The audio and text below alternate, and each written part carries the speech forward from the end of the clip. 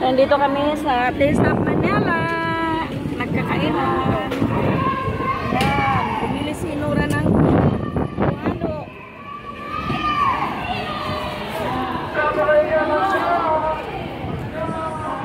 Taste of Manila.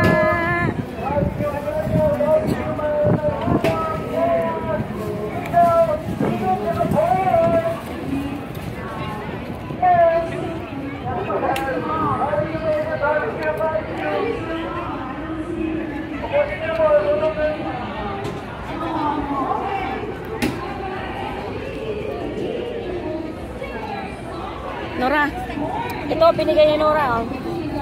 Nagbili kami ng balut oh. Dalawa-dalawa kami si Nora para balut. Para mas lalong lalakas. Ayan, mamaya ikot kami doon tapos kumain.